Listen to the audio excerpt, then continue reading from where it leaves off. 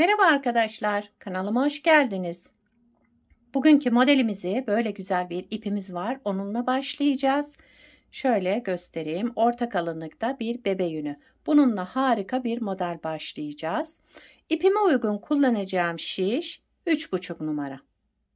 Modelimiz oldukça güzel ve şöyle ajurlu harika bir model. Dilerseniz yapım aşamalarına geçelim.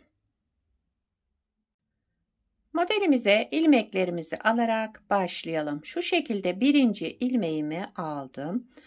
Bu model için ilmek sayısı 8 ve 8'in katları artı 5 ilmek sayısına ihtiyacımız var.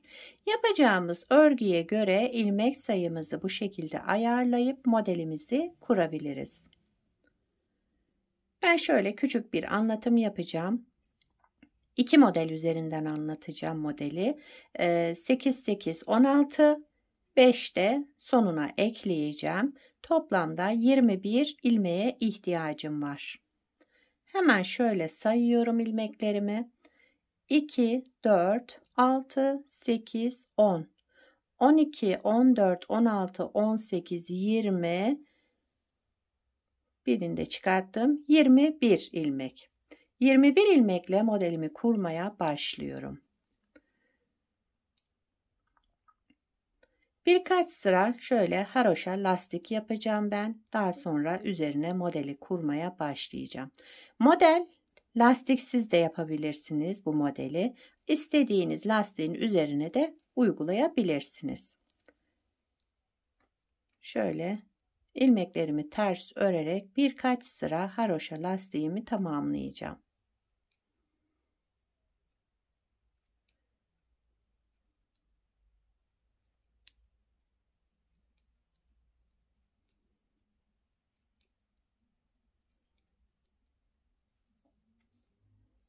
Sıramı tamamladım. Diğer yüzünde de yine ters örerek devam ediyorum. Lastiği tamamladım bu şekilde. Şöyle 2 diş haroşa lastiğimi tamamladım. Modelimizin birinci sıra ön yüzündeyiz. Kenar ilmeğimi örmeden aldım. Sıradaki 3 ilmeğimi ters örüyorum. 1, 2, 3 ilmek ters ördüm. Daha sonra bir kez doladım. Şöyle 2 ilmek, ikisini bir sola doğru kestim. Bir ilmek düz ördüm. Şimdi sağa doğru kesme işlemi yapacağım. Bu 2 ilmeğimi bu şekilde yerini değiştirdim. Daha sonra sağa doğru kestim bu 2 ilmeğimi. Devamında bir artırma yaptım. 3 ilmek ters ördüm. Şu 3 ilmeğe kadar olan kısım bir kez modeli kurmuş olduk. Bir model. Şimdi ikinci model kurulumuna geçtim. 3 tersten sonra bir artırma yapalım şöyle.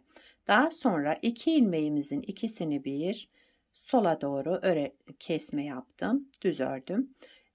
Devamında bir düz ilmek ve sağa doğru kesmek için ben ilmeklerin yerini değiştiriyorum ve düz örerek kestim. Daha sonra bir artırma yaptım. Devamında 3 ilmek ters ördüm. 3 ilmek tersle başlamıştım. 3 ilmek tersle bitirdim. Modelin ikinci sıra arka yüzündeyim. Kenar ilmeğimi örmeden aldım. 3 ilmek düz ördüm. 3 ilmek düzüm vardı. Yine düz olarak ördüm burada. Devamında 1, 2, 3, 4, 5 ilmek ters ördüm. 3 düz, 5 ters. 1, 2, 3, 4, 5 ilmek ters. Kenarda 3 düz ilmekle sıramı tamamladım. Modeli ikinci sırayı bu şekilde tamamladım. Üçüncü sıra ön yüzündeyim. Kenar ilmeğimi örmeden aldım. 3 ilmek ters. Ters olan ilmeklerimi yine ters olarak ördüm. Bu 5 düze geldik. Önce bir düz ördüm. Bakın şu ajurlu olan düzümü ördüm. Daha sonra yine bir artırma yaptım. Ortadaki toplam bu 3 düz ilmeğimi düz örerek tek ilmeğe düşürdüm. Devamında yine bir artırma yaptım. Diğer düz ilmeğimi de ördüm. Yine 5 ilmek bakın. İlmeğimizde eksilme olmadı. 3 ters ilmek, 1, 2, 3 ilmek ters ördüm. Bir düz, bir artırma yapalım. Ortadaki 3 düz ilmeğimizi de düz örerek tek ilmeğe düşürelim. Bir ilmek doladım, bir ilmek düz ördüm. Kenarda 3 ters ilmek.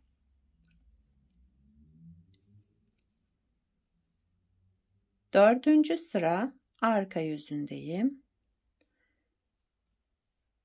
Kenar ilmeğimi örmeden aldım. İlmeklerimi yine düzlerimizi düz, terslerimizi ters örerek devam ediyoruz. 3 düz, 5 ters.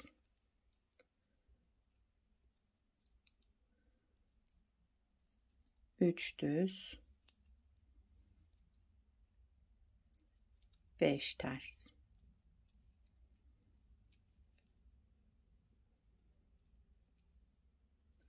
Kenarda 3 düzle sıramı tamamladım. Bir de kenar ilmeğimi ördüm.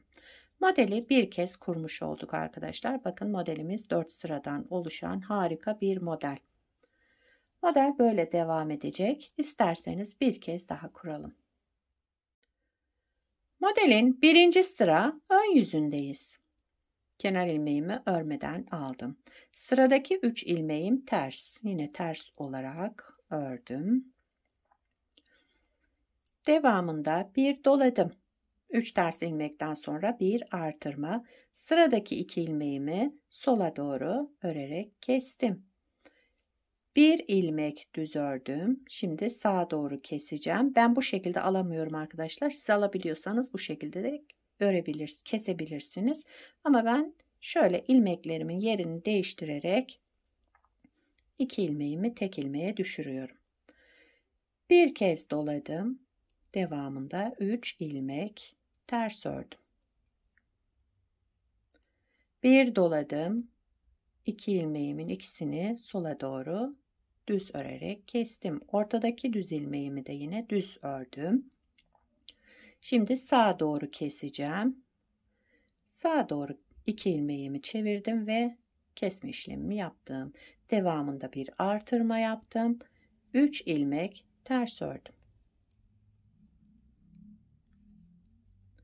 Birinci sıra ön yüzünde ilmeklerimi bu şekilde yaptım. İkinci sıra arka yüzündeyiz. İlmeklerimizi 3 ters 3 düz 5 ters örerek devam ediyorum.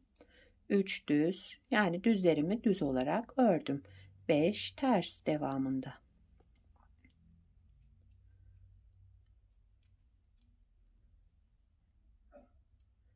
Yine 3 düz ilmek, 5 ters ilmek. Arka yüzünde ilmekleri olduğu gibi örüyoruz. Yani düzümüzü düz, tersimizi ters örerek sıra sonuna geldik. Evet, kenar ilmeğimi de ördüm. Üçüncü sıra ön yüzündeyiz.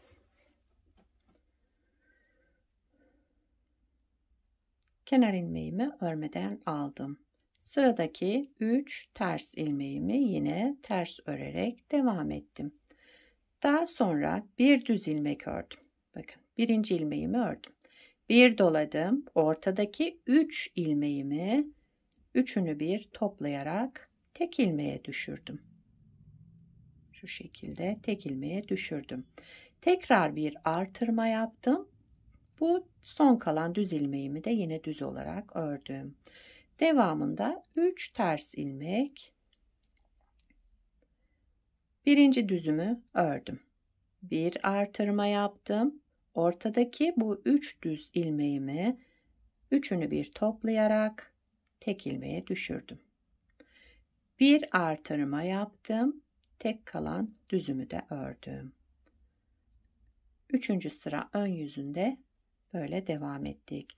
Son kalan 3 ters ilmeğimi de ters olarak ördüm. Kenar ilmeğimi de ördüm.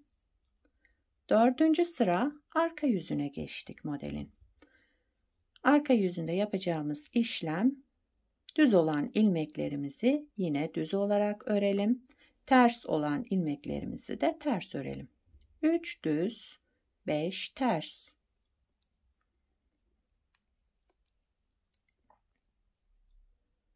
Gördüğünüz gibi model oldukça kolay ve gösterişli ajurlu modellerden.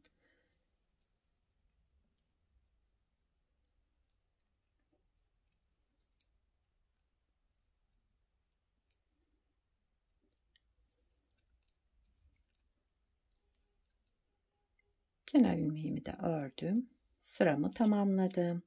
Modeli 2 kez kurmuş olduk. Bakın modelimiz tabi ilerledikçe şöyle güzel duracak modellerden. Bunu şöyle 2 sıra haroşa lastik üzerine yaptık. Bir de daha önce yapmış olduğum bir parça var. Bunu da lastiksiz yaptım arkadaşlar. Bakın direkt modeli başladım. İkisini de görmenizi istedim. Bakın hangisi hoşunuza giderse o şekilde yapabilirsiniz. Lastikli de uygulayabilirsiniz. Lastiksiz de. Evet. Modelimizin arka yüzü de bu şekilde.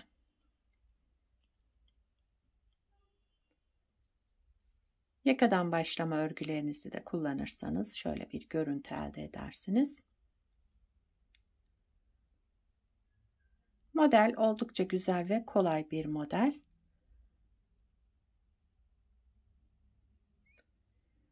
Bu modelden yazlık örgülerinizde kullanabilirsiniz bu modeli.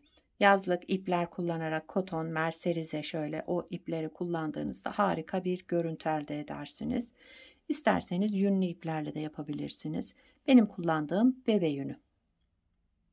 Bundan da gayet güzel oldu model. Bu renge de gayet yakıştı yani. Benim hoşuma gitti. İnşallah siz de beğenirsiniz.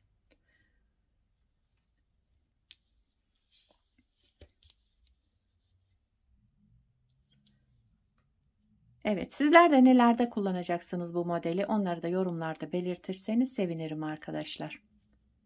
Yapacak olanlara kolay gelsin. Bir sonraki videoda görüşmek üzere. Hoşça kalın.